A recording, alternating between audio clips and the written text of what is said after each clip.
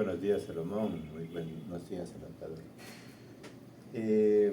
Primero, una alegría estar acá, la posibilidad de conocer y trabajar directo. Es verdad, uno de los problemas que tenemos entre manos es este problema de la violencia, del narcotráfico, del capital criminal. ¿Qué es lo que nos ratifica esto? Algo que hemos venido planteando muchas veces. El narcotráfico, el capital criminal solo puede funcionar si es que hay un vínculo de los grupos, en este caso de estas bandas, con el poder, tanto con el poder económico como con el poder político, con la estructura del Estado. Porque no es posible que Fito desaparezca sin que se den cuenta, o mejor dicho, es posible porque realmente quien gobierna las cárceles no es el Estado, sino que son estas bandas. De modo que es esa estructura, esa raíz, si es que no se resuelve, la que va a tener este y otros fenómenos. No solo las desapariciones de la cárcel, sino la violencia que se genera en torno a este problema. Porque mientras no haya este viraje, vamos a repetir historias. Hoy día puede ser la desaparición, mañana otra vez algún conato dentro de la cárcel, pasado el asesinato de tal o cual figura a nivel público, etc. Y aquí hay que estar claros, porque en medio de esto habría que ver qué remedio se está poniendo de parte del Estado. Yo diría que en general, para actuar frente a las cárceles no faltan leyes, no es necesaria una nueva consulta. Lo que falta es voluntad política, lo que falta es un plan estratégico, lo que falta es un camino a través del cual empezar a operar frente a este problema que es estructural. A ver, y en este mismo momento el presidente Noboa dice va a venir a la provincia de Pastaza a poner la primera piedra en la cárcel de seguridad que van a hacer. ¿Qué confianza se puede tener sobre aquello, sobre el plan Fénix y todo esto, si por las narices ha sido que ha desaparecido hace algunos días, dicen otras versiones ahí sobre la huida de Fito, ¿no? Y bueno, y aquí no pasa nada. Esa es la cosa, Napoleón. Puede ser necesario tener cárceles de seguridad, pero ya hay la cárcel La Roca. Ya es una cárcel de seguridad. ¿Por qué no se opera ya? Recuerda que uno de los hechos anteriores es que Arias Fito, que iba a la cárcel La Roca, hizo toda una movida, atentados, levantamientos, presiones para volver a la cárcel de Guayaquil. Es decir, pueden existir cárceles como ya existen, pero lo que no existe es una estrategia para ver qué salida dar frente a esto. Porque no puede operar Fito si es que no hay una cadena de relaciones. Claro. Podemos decir, a ver, lo que hay que entender es que el narcotráfico no son simplemente estas bandas. El eje no es Fito. Fito es el jefe de una banda, pero las bandas son el primer nivel de operación. Son los hacedores, los gatilleros, vamos a poner así. Pero estos gatilleros no funcionan si es que arriba no hay una capa de corresponsabilidades. ¿De quiénes?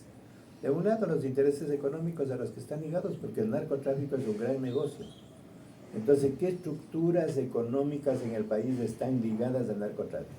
De otro lado, no puede funcionar si es que no hay una relación con la estructura del Estado. ¿Quiénes son realmente los que están en las cárceles? ¿Cuáles son las responsabilidades?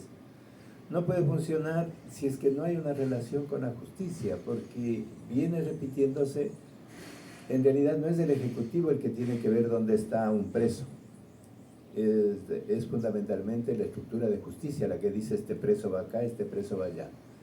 Entonces, ¿por qué Fito, que estaba en la cárcel de La Roca, regresa según su voluntad a la cárcel de Guayaquil, donde tiene absoluto control? Y no puede funcionar, digamos, esos son los segundos niveles, si es que esto no tiene relación con poderes internacionales. Aquí en el Ecuador, este es un problema complejo porque no solo operan bandas locales, sino que hay conexiones. Unas bandas, ahora que tenemos al frente el caso Norero, Nuevo Jalisco, o si es que son del otro lado, bandas Fito y más, en este caso sería Sinaloa u otras bandas internacionales.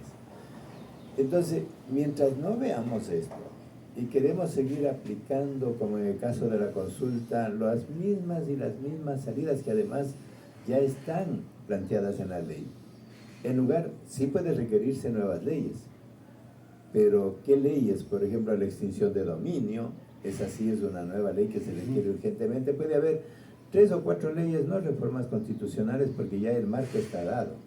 El Estado tiene suficientes normas a través de la Constitución y suficientes leyes. Lo que falta es voluntad política, plan estratégico y una gran operación que implica combinar la acción de control del Estado con lo otro.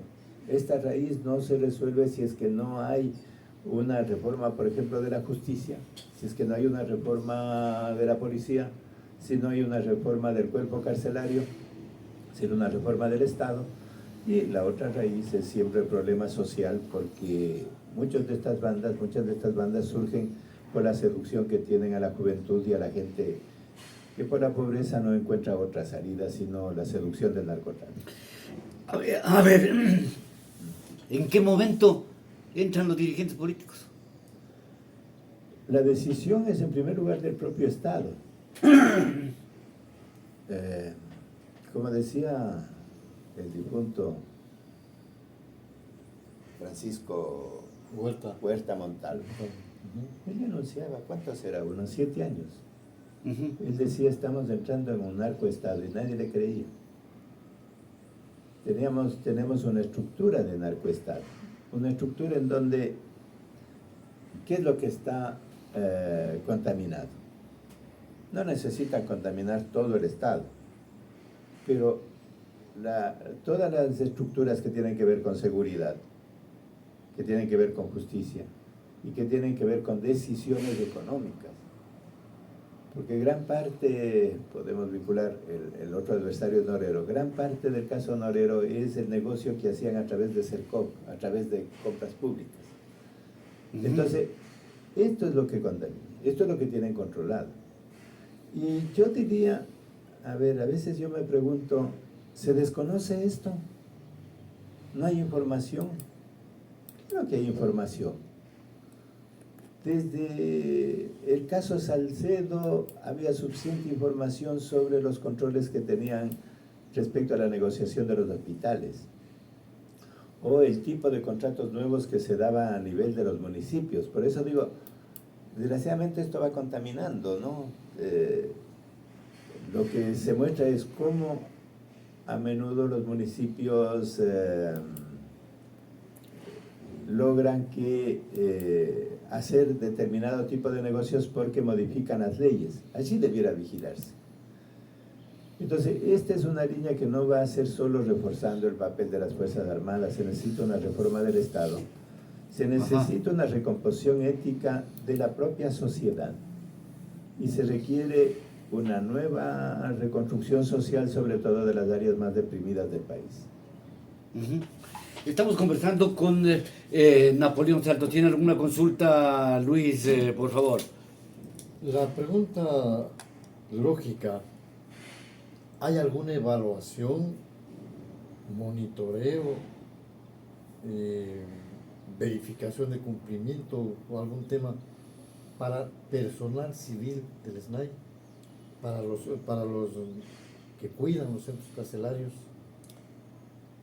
Aquí, y me refiero al caso Norero, lo que se conoce, si el jefe del SNAI era quien estaba involucrado, hay que empezar por la cabeza. Eso ya... Puede haber contaminación y control de parte de los vigilantes directos respecto a ese personal.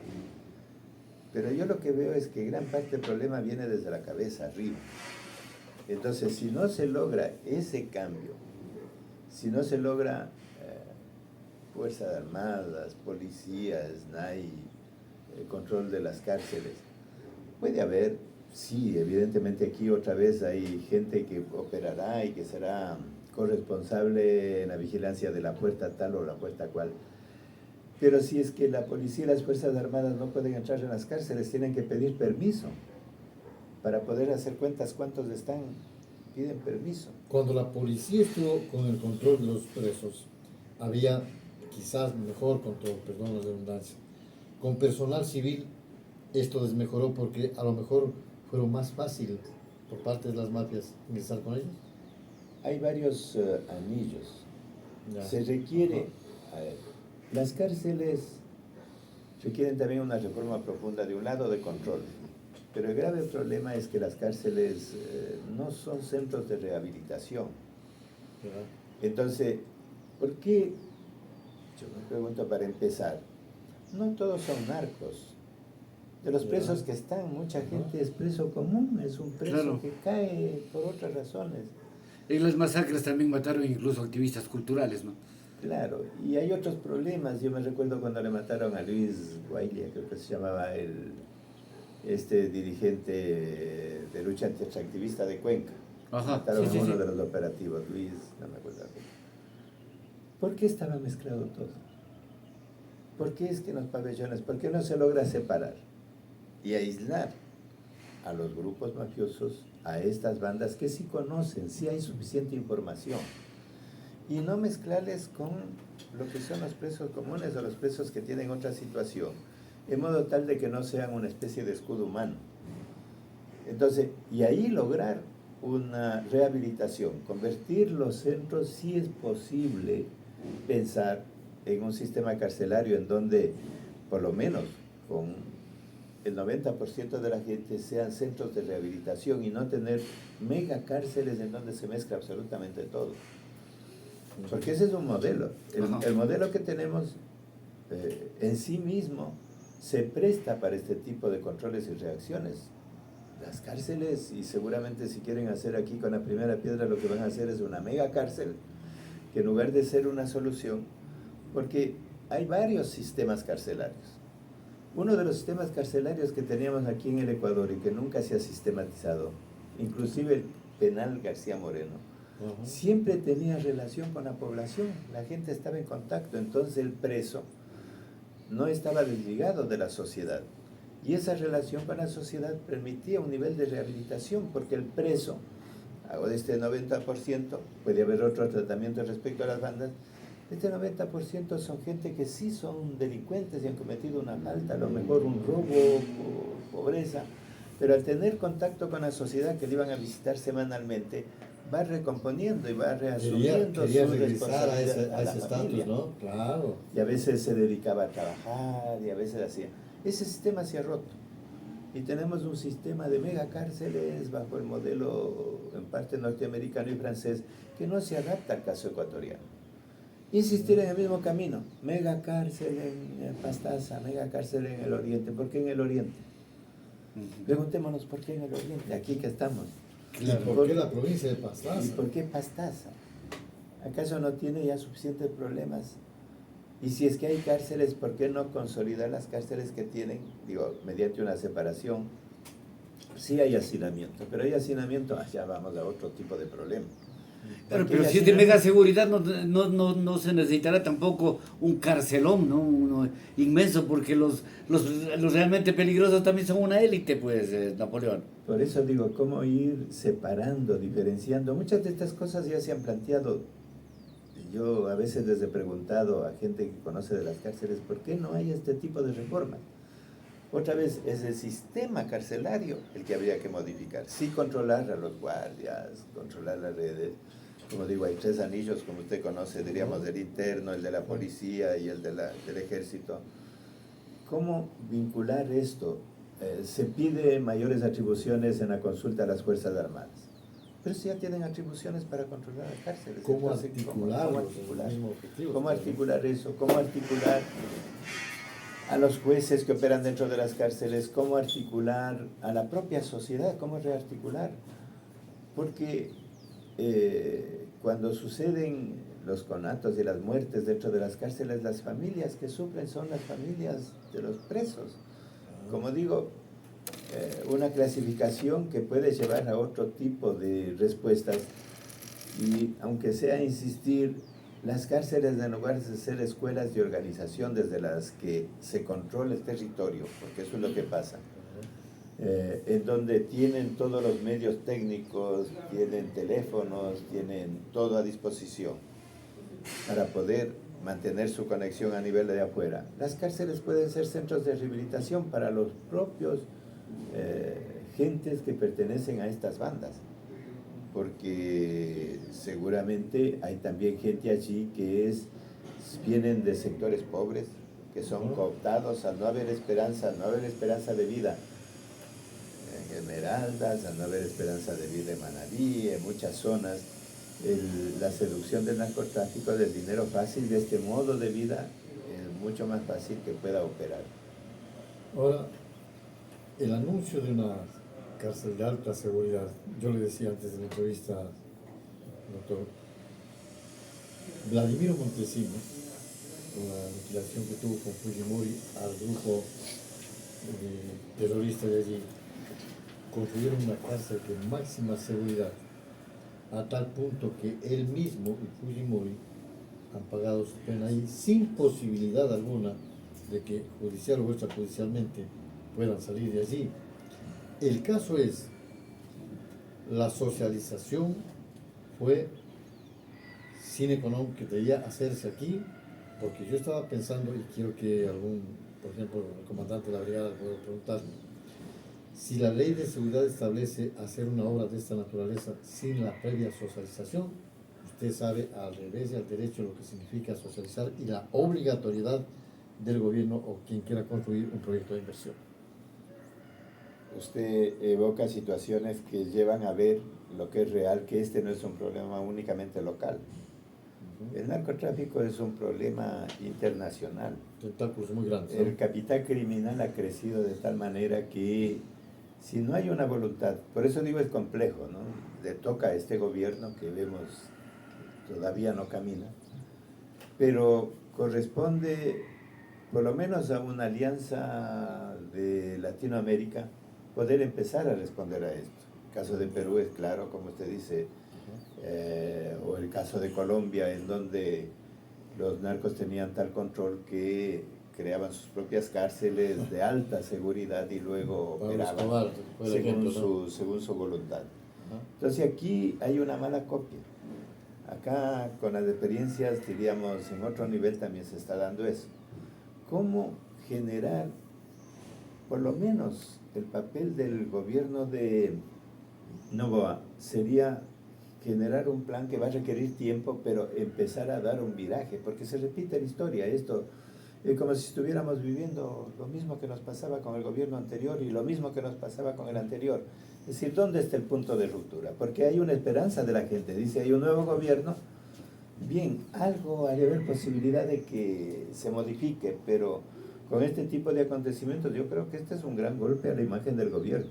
Claro, terrible. Porque si viene hablando de un nuevo plan de control de seguridad y sucede esto, se ve dónde está la capacidad de poder y de decisión. Un golpe fuerte para el presidente Daniel Noboa, que inmediatamente convoca una sesión del COSEPE ayer en Guayaquil. En la tarde se reúnen y Comunicación no ofrece ninguna información hasta el momento de lo que sucede. Claro, puede decirse que hay la reserva para poder establecer las responsabilidades, pero luego, ¿qué resultados va a haber? Porque hay acontecimientos, un acontecimiento tapa a otro. En este momento, el caso Metástasis sigue operando. ¿Qué pasa con los otros casos? ¿Qué pasa con el caso Gran Padrino? Porque así sucede. Es decir, a nivel de opinión pública que tenemos, ¿no? Viene un caso, presentamos, 15 días, un mes puede durar. Ya el caso Metástasis, que me disculpen, pero empieza a desaparecer de la escena. Y cuando empieza a desaparecer de la escena y no hay la vigilancia, por lo menos de los periodistas críticos, no hay una observación. Y pasamos la mirada acá, ya... La consulta popular también, pues con lo de Fito ya... Entonces vienen noticias. El caso de Jorge Glass con su secretaria, que estaba pero en la expectativa diaria del país, se opacó y ahora ni siquiera saben ni se acuerdan, ¿seguirá el proceso o no seguirá el proceso? Porque ahora estamos en el caso Metástasis, como dice doctor. Claro, entonces, ¿cómo operar para que por algún lado haya una fisura que rompa esa estructura? Que yo lo que estoy insistiendo es que esto es una estructura, es una cuestión sistémica, ¿no es cierto? Nunca hay que nunca hay que verle primero al fito como fito y punto, Claro. la banda. Pero no hay que verle ni siquiera a la banda como tal y a la red de bandas que se van operando.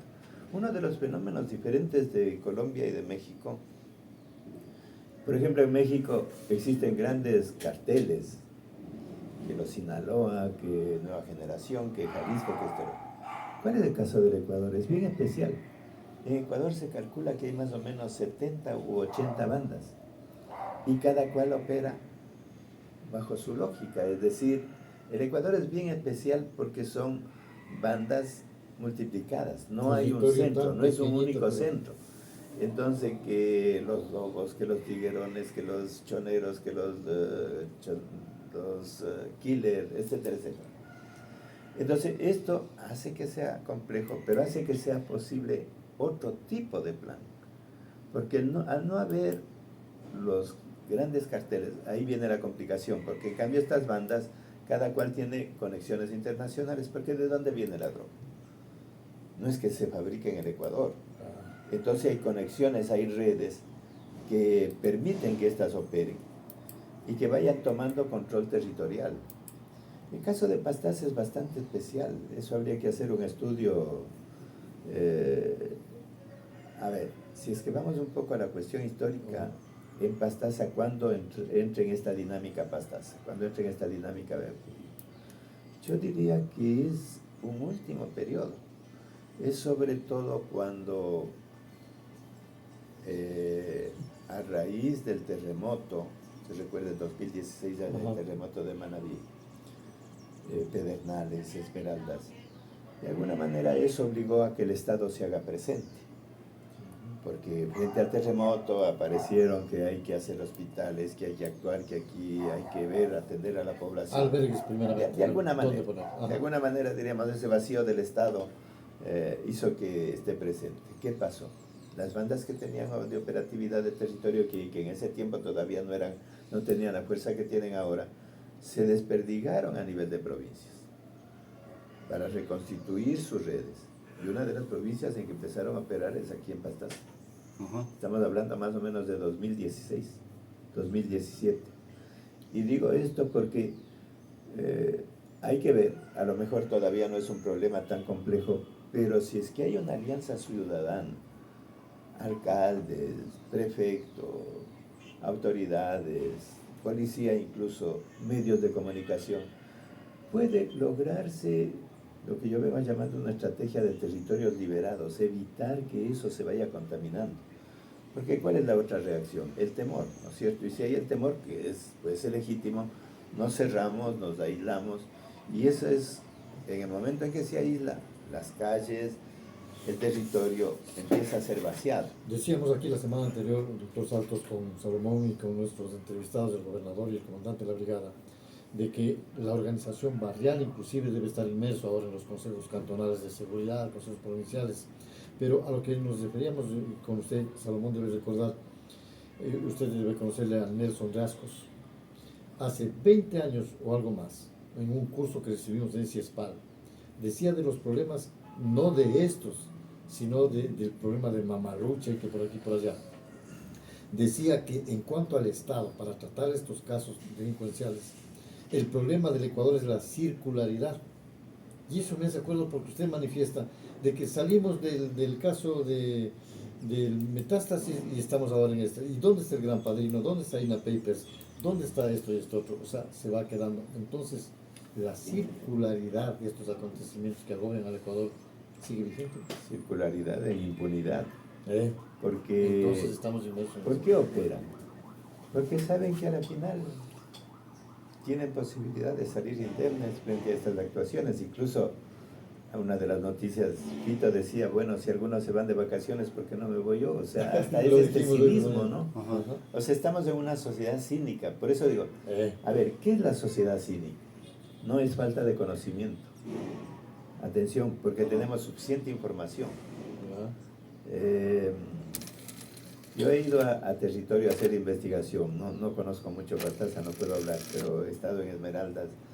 Y cuando se averigua a nivel de la población, porque puede hacer usted una georreferenciación de cómo operan los grupos, en cada barrio conocen quién es quién Claro. y conocen cuáles son los capos ¿Quién vive allí? y quién vive. Claro. Entonces, claro, esto está articulado y hay que entender que es un problema complejo porque es un modo de vida también de la población. Es decir, no es únicamente una persona, es la familia la que se incorpora. Claro. Entonces, en una sociedad cínica no falta información, hay suficiente información. ¿Qué es lo que falta? Voluntad política. Porque muchas veces voy a poner a nivel incluso de personas.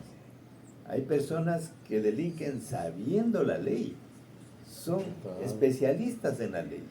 Claro, es justamente para pretender acomodar la ley y de forzarle, ellos deben saber incluso su estrategia de defensa en caso de... Por lo tanto, no es un problema de desconocimiento. Claro. Esta es una variación de la sociedad. Tenemos Cuando... clases sociales. La judicatura es una sociedad cínica.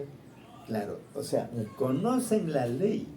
Es está. que esto es una variación, voy a irme a una cuestión que a veces mencionamos con Salomón.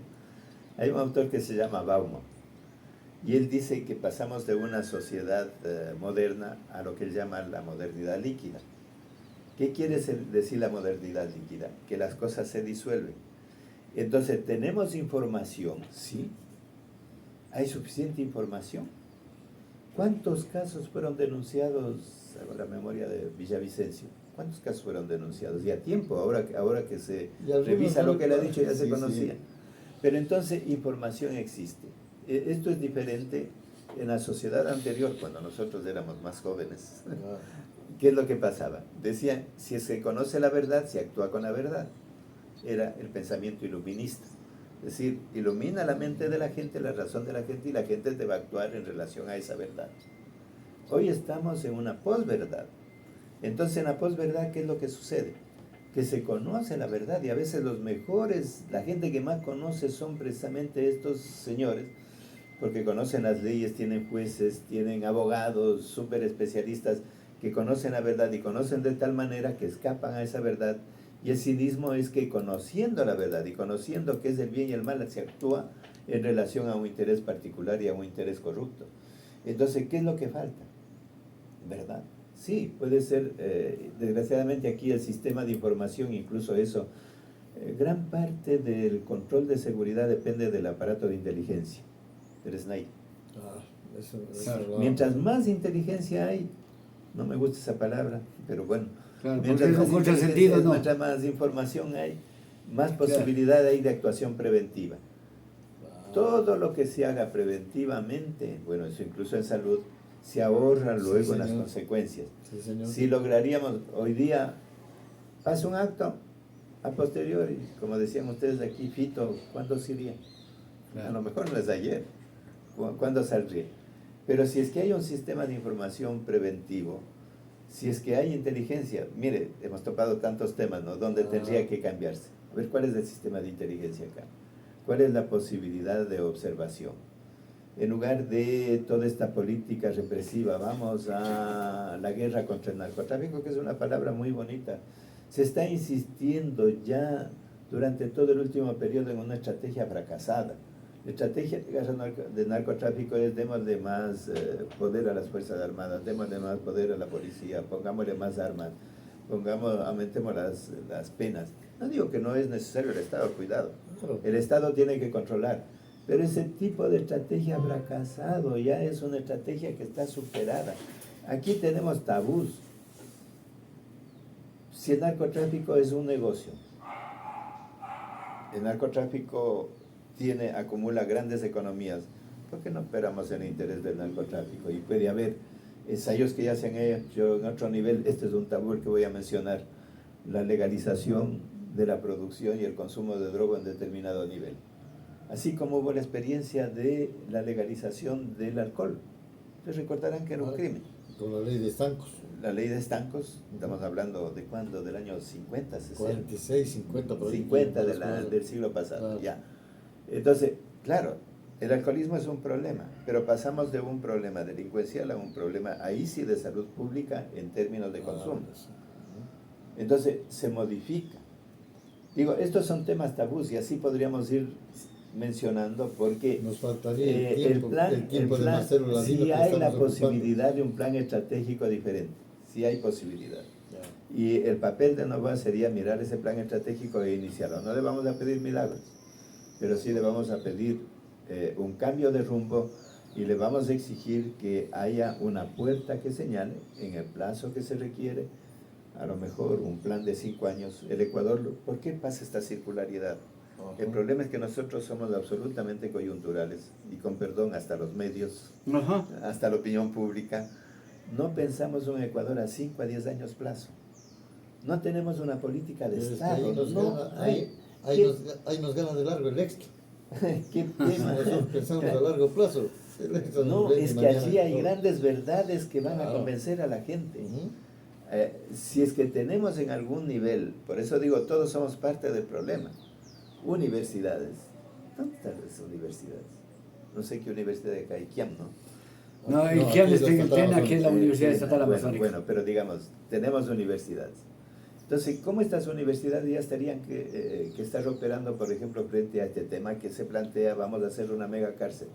¿Quién tendría que hacer primero una investigación? Ya aprobó la Asamblea La Nacional universidad. el día viernes la creación de la Universidad de la Policía Nacional.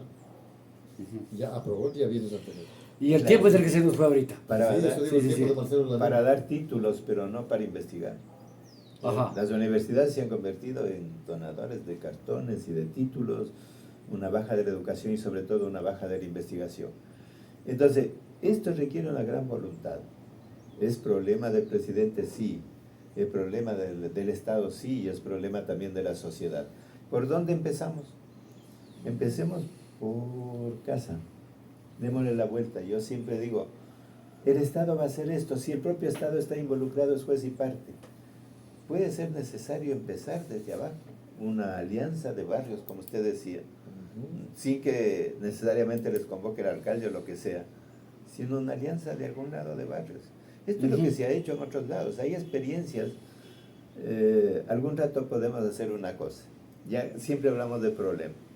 Veamos experiencias exitosas de combate en esto. Por ejemplo, como Medellín, que era una de las ciudades más violentas, era terrible, ahora es una ciudad que funciona. ¿Y cuál fue la política? Solo para poner un ejemplo. Por eso hablo de políticas de territorio liberado. Alguien tiene que comandar. En algún lado es posible. Estoy hablando de Medellín, nada menos. Una cosa súper fuerte. Y Cali es otro ejemplo. ¿De cómo operaron? Y operaron desde una visión empresarial, porque ahí lograron un gran acuerdo desde la alcaldía, las empresas, lograron un acuerdo con la sociedad, con las organizaciones y le dieron un vuelco. Entonces, sí es posible. Yo digo, el problema es grave, pero hay salidas, hay alternativas. Y mientras más insistamos en esas alternativas, incluso cuando vemos una noticia, Fito, vamos al otro lado, para no quedarnos en la noticia inmediata que ya de desaparecer en 3, 4 días, la primera plana del periódico será otra. Y entonces vamos ubicando esta estructura, esta continuidad y vamos creándonos y creando conciencia en la gente de que hay otras salidas, de que es posible otro plan y a lo mejor nosotros también estamos metidos en esa sociedad cínica que llamo, esa racionalidad cínica, porque conocemos los hechos, denunciamos. En la corrupción hay denuncias, sí, no estoy desvalorizando. Aquí está el hecho. ¿Cómo generamos voluntad política? Porque la actuación humana es conocimiento, corazón y voluntad. Entonces hay conocimiento, hay información, ahora que tenemos de inteligencia artificial, todo es información, información, información. ¿Dónde está el conocimiento reflexivo y dónde está el corazón? La voluntad para poder actuar también en el terreno en que nos compete. Así es la cosa. Gracias, doctor Napoleón Santos, por asistir. Esta vez personalmente estamos aquí conversando con el doctor Napoleón Santos, amigos de nuestra sintonía, pero se nos fue el tiempo. Buenos días, Napoleón. Muchas gracias, buenos días.